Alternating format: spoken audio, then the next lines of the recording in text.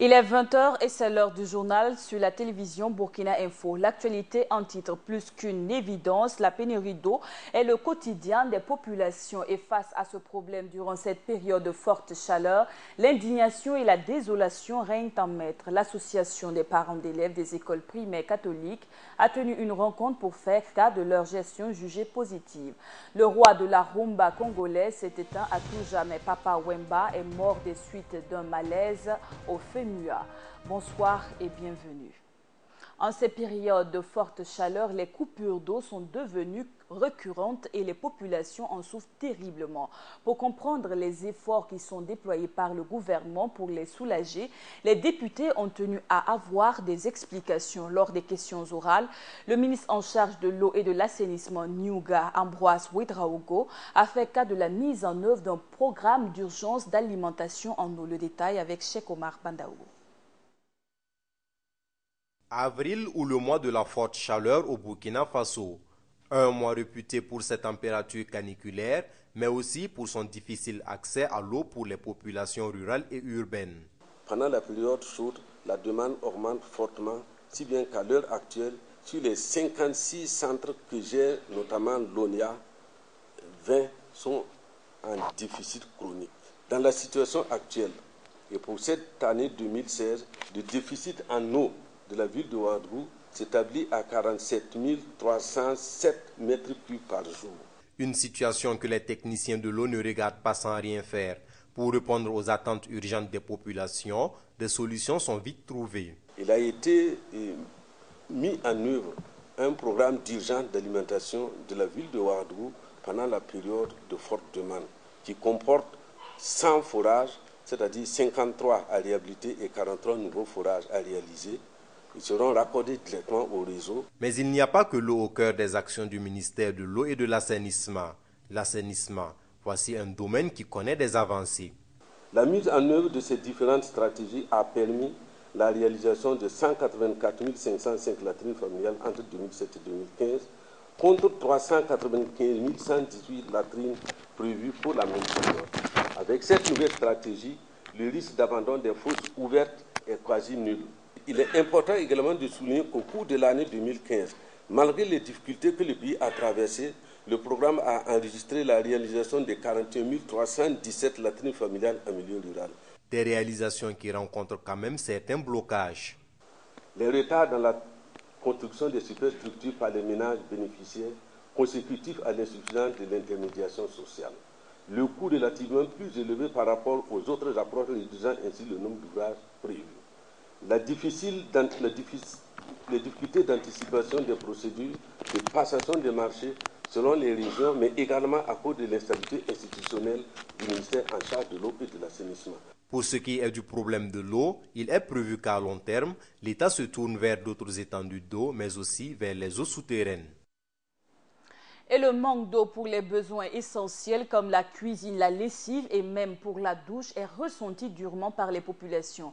Depuis Simbouanam, en passant par le quartier 75e anniversaire, les réalités sont les mêmes. Le détail avec Viviane Bama. Madame Bandaogo se dirige vers son robinet pour s'approvisionner en eau pour sa cuisine. Mais une désagréable surprise l'y attend. Aucune goutte ne tombe de son robinet. À cette situation, elle est régulièrement confrontée depuis plus d'un mois. Vraiment, désolation.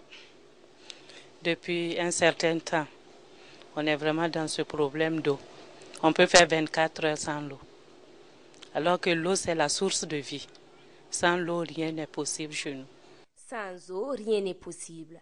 En témoigne l'impact négatif de ces coupures d'eau sur le fonctionnement de son ménage. Le fait qu'on n'arrive pas à faire la lessive quand on veut, la vaisselle, le ménage en général, tout est compromis.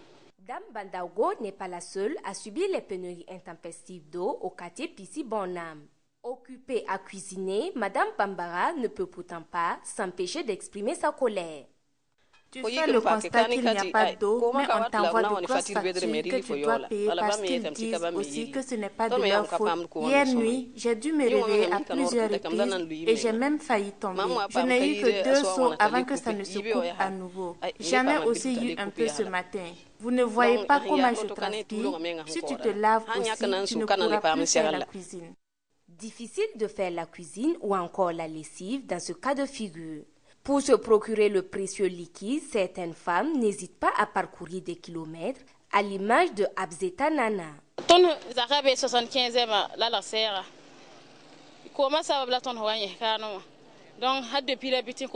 J'habite vers le 75e anniversaire. C'est à cause de la pénurie d'eau que je suis là. Il y a coupure à la maison depuis 3 jours et nous n'avons pas d'eau. On a contacté les agents de l'ONEA qui nous ont fait savoir qu'il n'y a pas d'eau à Nagré et qu'ils allaient couper l'eau chez nous pour les approvisionner et nous revenir à 1h du matin. Nous avons attendu en vain jusqu'à 6h du matin. Pour ma part, j'ai eu un bidon d'eau. Je me suis finalement résignée à venir ici. Vers chez nous, c'est bondé de monde. Impossible de s'approvisionner à nous.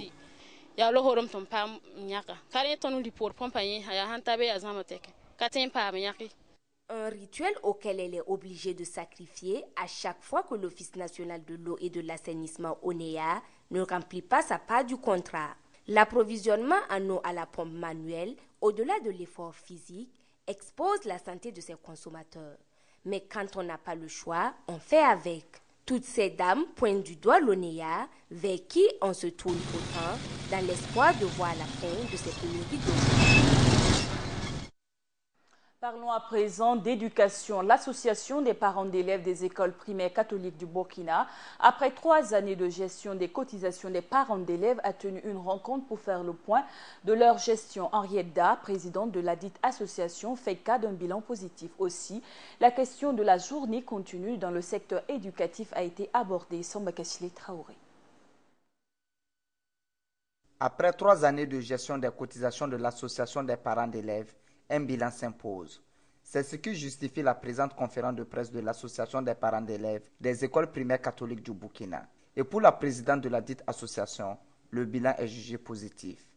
Un bilan positif, parce que tout d'abord, il faut reconnaître qu'au sein de l'enseignement catholique, il n'y avait pas de texte qui régissait les associations des parents d'élèves. C'était juste un cahier et de procédures opérationnelles qui donnaient des directives aux associations des parents d'élèves. Donc, juridiquement, ce n'était pas ça. Quand nous avons été élus, quand nous avons constaté ce vide juridique, la première des choses a été de se réunir avec les acteurs de l'enseignement catholique. On a échangé et on a pu sortir des textes pour l'association des parents d'élèves. À travers cette rencontre avec les hommes de médias, l'association des parents d'élèves des écoles primaires catholiques a également voulu interpeller les autorités en charge de l'éducation sur les difficultés qu'elles rencontrent. D'abord, le bureau sortant tenait à présenter à l'opinion publique ce que les parents d'élèves des écoles primaires catholiques font. Voilà. Et après cela, nous avons des difficultés que nous avons constatées. Et nous nous sommes dit qu'à travers une déclaration liminaire, on pourrait interpeller les premiers responsables de l'enseignement de façon générale pour que vraiment ils puissent faire quelque chose pour améliorer l'éducation des enfants. Aussi, l'APE des écoles catholiques pense que le nouveau programme des élèves doit être revu car selon elle, avec le climat qu'il fait au Burkina, les élèves ne sont pas aptes à n'avoir que 2 heures de pause entre 12h et 14h. Du coup, c'est l'assimilation des cours par ces élèves qui en prend un coup. Obtenir un travail décent en plus de la qualification requise nécessite au préalable un curriculum vitae bien écrit et un CV irréprochablement bien rédigé. Pour aider les jeunes diplômés que sont les étudiants à parfaire leurs références pour avoir une chance de décrocher un métier, Aube du Faso a décidé de les former sur les techniques rédactionnelles de ces documents. Samba Kassilié Traoré nous fait le point dans ce reportage. La situation de l'emploi des jeunes demeure une préoccupation majeure au Burkina Faso, dont 66% des habitants ont moins de 25 ans. C'est face à cette situation que Aube du Faso a entrepris une série de formations afin de renforcer les capacités des étudiants dans les recherches et obtention d'emplois décents. Aube du Faso a initié cette formation après le lancement de notre programme Un étudiant, un stage en juillet dernier pour venir en aide aux étudiants qui sont à la recherche d'un job. Parce que nous avons vu que les étudiants ont des difficultés à trouver un emploi ou bien un stage pour se perfectionner. et nous leur permettons d'avoir au moins un stage dans les entreprises de la place, voilà, pour brasser un peu le milieu professionnel. Apprendre à ces étudiants en quête d'emploi à rédiger une bonne demande d'emploi, un CV et une lettre de motivation est l'une des missions assignées aux formateurs et pour cause. En juin dernier, en réceptionnant les dossiers, nous avons remarqué qu'il y a pas mal un nombre d'étudiants qui savent pas faire les demandes d'emploi et puis les CV. Il faut bien présenter les CV et certains ne peuvent pas bien s'exprimer. Donc, on sentait qu'ils auraient des difficultés lors des entretiens d'embauche. Donc, c'est pour cela que nous avons vu les agents de recrutement et puis les consultants en RH, en ressources humaines, pour qu'ils essaient d'aider ces étudiants-là et en les formant comment présenter une demande d'emploi et comment présenter un bon CV, rendre compétitif un bon CV, comment présenter sa lettre de motivation. Les participants espèrent qu'à l'issue de la formation, les possibilités d'emploi s'offriront à eux car une chose est d'apprendre et l'autre est d'appliquer ce que l'on a appris. Sécurité, dans ce journal, Simon Compaoré, ministre en charge de la sécurité, dès demain débute une série de rencontres sur le territoire burkinabé pour discuter avec les représentants des Korluego. Selon le ministre, il s'agit de rencontres dont les sujets sont relatifs à la montée de l'insécurité et la menace terroriste. Rappelons que le 7 mars dernier, les représentants des Korluego n'étaient pas nombreux à répondre présents à une invite du ministre. Autre information également, dans la nuit de vendredi à samedi, le siège d'une compagnie de transport à Fadangourma a été cambriolé par des individus mal intentionnés selon l'AIB. Les cambrioleurs se sont glissés dans le local réservé aux envois et aux réceptions de colis en cisaillant le toit. Malgré la présence d'un vigile et de passagers qui dormaient à la Belle Étoile, les malfrats se sont éclipsés sans se faire remarquer. Notons que le 8 avril dernier, sur sa page Facebook, la Gendarmerie nationale, qui dit avoir relevé un accroissement exponentiel du nombre de cambriolages domestiques, invite les populations à rester vigilantes en fermant au moins toujours les portes à clé. Les terroristes, pour justifier leurs actes qui portent atteinte à l'humanité, font usage de la foi musulmane. Pour les combattre, le cheikh Aziz Soré appelle tous les fidèles musulmans à traquer les terroristes dans le but ultime de laver l'honneur de la foi musulmane enseignée par le prophète Mohammed. Le prêche effectué par le cheikh aux musulmans rassemblés au plateau Omnisport de Somgandé avec Ibrahim Songo. Une foule qui s'étend à perte de vue comme au grand jour historique du Burkina à la place de la Nation en 2014. Mais là, nous sommes au plateau Omnisport de Somgandé où cette foule immense est venue pour implorer la faveur de Allah pour le Burkina.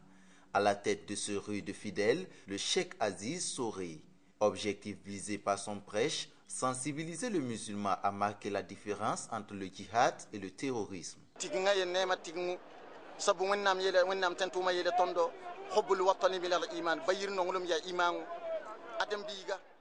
Ce rassemblement se tient en l'honneur de la patrie, car Allah nous enseigne qu'il n'y a rien de si grand que l'amour pour sa patrie. Toute personne doit user de tout ce qui est à sa disposition pour empêcher le pire à son pays. Nous avons vu il y a quelques mois ce que les terroristes ont semé dans notre chère patrie. Et nous savons que cela n'a rien à voir avec l'islam. Tout ce qu'ils savent, c'est dire Allahu Akbar. Donc, il sied de sensibiliser nos musulmans à faire la part des choses.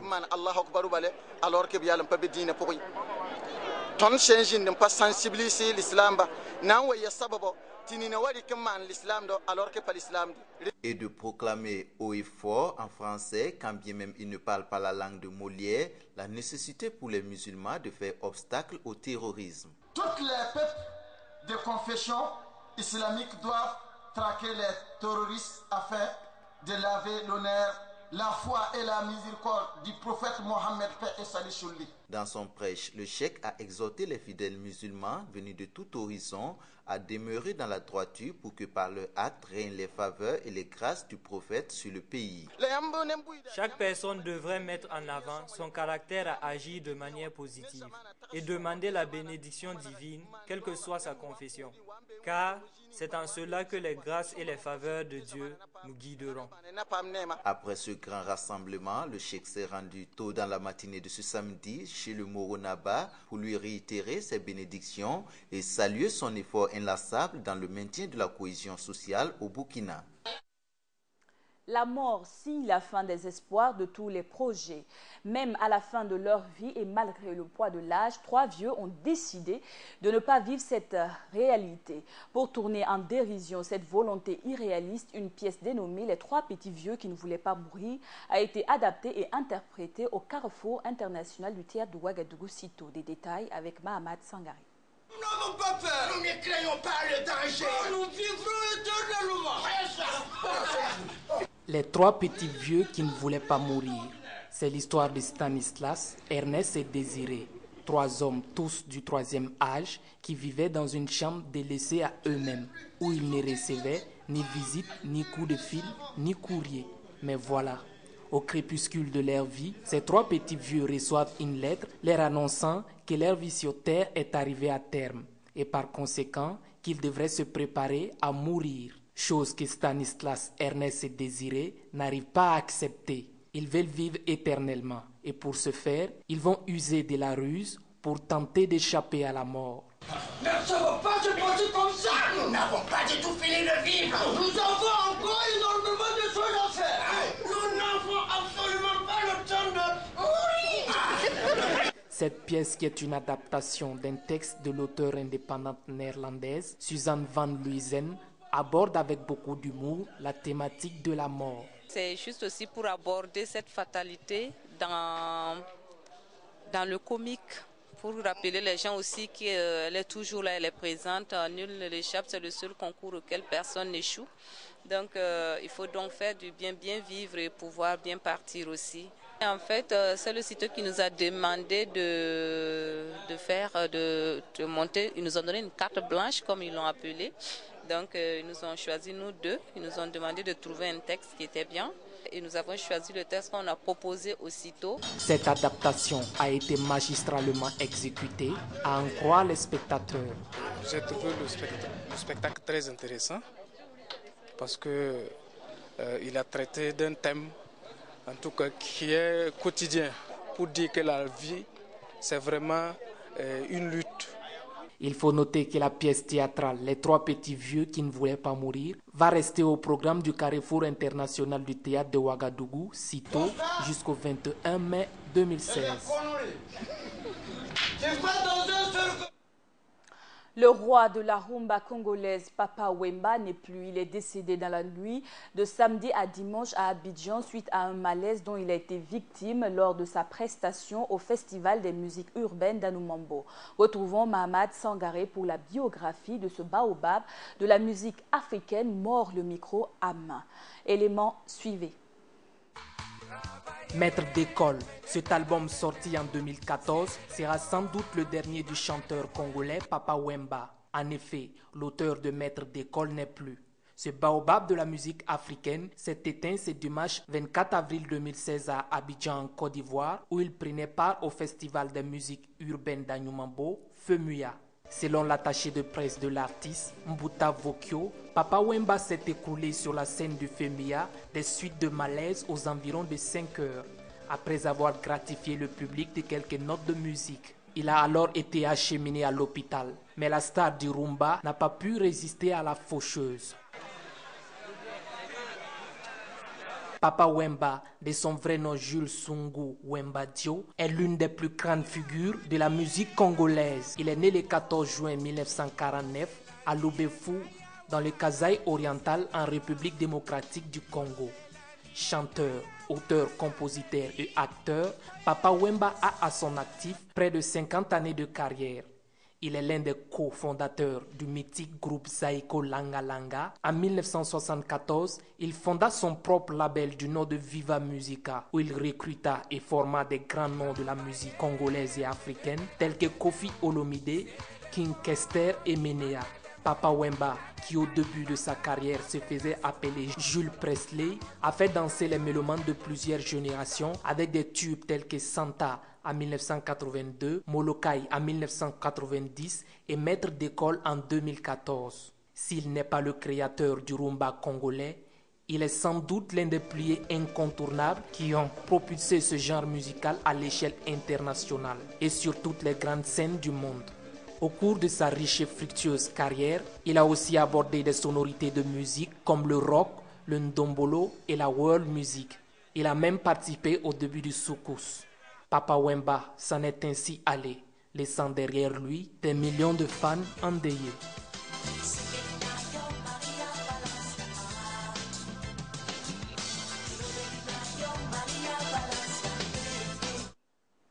Après ce triste événement, les organisateurs du FEMUA, Festival des musiques urbaines d'Anoumambo, ont annoncé la fin du festival plus tôt dans la matinée de ce jour 24 avril. À présent, la place à la chronique sportive du jour avec Gaël Bayala. Bonsoir et bienvenue. Bonsoir Benazi. Avant de commencer de parler de sport, alors qu'est-ce que tu retiens du roi de la rumba, Papa Wemba? C'est un monument de la musique africaine qui s'en est allé. Et ce que nous retenons de Papa Wemba, c'était quand même un porte-flambeau de la culture africaine, le roi de la SAP, comme on dit. Et personnellement, son album qui m'a le plus marqué, c'était celui intitulé Émotion. Émotion, oui, paru en 1995. C'est un album avec des titres très cultes comme Yolele, Show Me the Way. Il a beaucoup tourné avec cet album-là. Et c'est une grosse pète. Pour nous, les amoureux du football, quand on voit Papa Wemba perdre la vie sur scène, le micro en main, rapidement, on se remémore en même temps le décès de Marc-Vivien Foué, le footballeur camerounais décédé aussi. En pleine compétition sur un terrain, on peut dire seulement que paix à son âme. Alors, de la musique, on passe déjà au sport. Alors, Mathias Sorgo, voici un cycliste qui a remporté le 25e Tour du Togo. Alors, déjà, peux-tu revenir en gros sur cette victoire burkinabé? Il faut dire que c'est une très bonne nouvelle de voir ce jeune homme triompher au Togo, remporter le maillot jaune de ce Tour cycliste international-là. Et il faut saluer d'abord le fait qu'il parvient à allier sport et études, ce qui n'est pas tout le temps évident. Et il est parvenu à le faire. Et depuis son transfert à l'AS Bessel, il prouve de plus en plus que c'est une valeur sûre et que la relève au niveau de la petite reine burkinabé est assurée avec lui. Alors, du cyclisme, on va revenir au football. Que peut-on retenir de la 20e journée de football national? Inexorablement, on parlera du choc au sommet de cette 20e journée qui a opposé le leader Rail Club de Kadiogo au Racing Club de Bobo Dioulasso, qui était son dauphin au niveau du classement avant cette journée. Et avant cette journée, il y avait 6 points qui séparaient ces deux formations. Donc, vous comprenez qu'en cas de victoire, le Rail Club prenait une option sérieuse pour le titre, puisqu'ils allaient prendre le large au niveau du classement avec 9 points d'écart. Et pour le suspect du championnat, sans être forcément un fan du RCB ou bien un ennemi du RCK, beaucoup d'observateurs du Ballon souhaitaient quand même voir le RCB accrocher les Faucons, permettre, comme on les appelle les joueurs du RCK, les Faucons, pour pouvoir permettre au championnat d'avoir encore plus de suspense. C'est ce qui est arrivé, le RCB s'est imposé sur le score de 1-0, un but de Serge Ouedraogo, qui relance carrément le championnat. Et aujourd'hui, nous retrouvons avec ces deux protagonistes avec une différence de points de 3. Un point facilement rattrapable? Ah oui, ça relance carrément tous les débats. Surtout que derrière, il y a Luso qui s'est imposé également face à l'Asfa Yenega et qui revient également à 4 points du leader. Donc les débats sont carrément relancés pour la suite du championnat. Donc loin de crier victoire en ce moment alors? Non, pas du tout. Le championnat, le RCK a toujours la main. Le RCK a toujours la main. 3 points, c'est quand même toujours, on peut toujours gérer cet avantage-là. Ils peuvent toujours espérer, il ne faut pas des adversaires. Mais il faut dire que la pression va s'accentuer, surtout que cette équipe tenait vraiment à tuer le championnat dès cette 20e journée. Ce qui n'a pas pu avoir lieu. Donc il faut s'attendre à une suite de championnat assez palpitante. Alors, des nouvelles des footballeurs burkinabés évoluant à l'étranger? Il faut dire qu'en milieu de semaine, on a eu des coupes interclubs. C'est vrai que les représentants burkinabés sont sortis prématurément de ces compétitions, à savoir la Ligue des Champions et la Coupe CAF.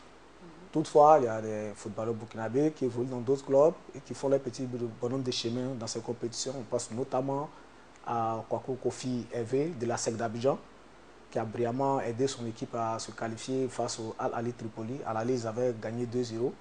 Ils sont inclinés 2-1 au retour, mais avec l'avantage du but marqué à l'extérieur. Ils sont parvenus à se qualifier. Pareil pour Mohamed Kofi et Zamalek. Ils sont également qualifiés pour la Ligue des Champions pour les phases de poule. Mikhailo Dramé de l'Étoile du Sahel également. En coupe CAF, nous avons d'autres représentants aussi qui ont su tirer les épingles de jeu, notamment Bassirou Ouedraogo qui évoluait à l'Asfa Inega, qui est aujourd'hui à Mounana FC au Gabon. Pierre Daïla qui évoluait du côté de l'UFO et qui est également dans ce même club gabonais. Les deux Burkinabés pourront prendre part au barrage. Ils n'iront plus sur la Coupe CAF, il faut passer d'abord par une phase de barrage pour atteindre encore les phases de poule. Déjà à ce niveau, on peut dire que c'est un bilan assez satisfaisant pour ces joueurs étrangers et burkinabés qui évoluent à l'étranger. Au niveau de l'Égypte également, il y a Eric Traoré qui évoluait précédemment à Luso, qui est en train de retrouver un peu la forme.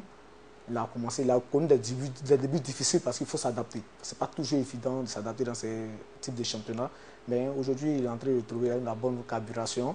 Il a été l'auteur d'un doublé en championnat contre la formation de Al Shorta. Et Eric Traoré évolue au niveau du club de Assouan FC. Il a été l'auteur d'un doublé, c'est son 4e but de la saison. Et bon, c'est de bon augure pour lui. D'accord, merci beaucoup à toi. Merci d'être venu sur ce plateau, partager ces moments avec nous.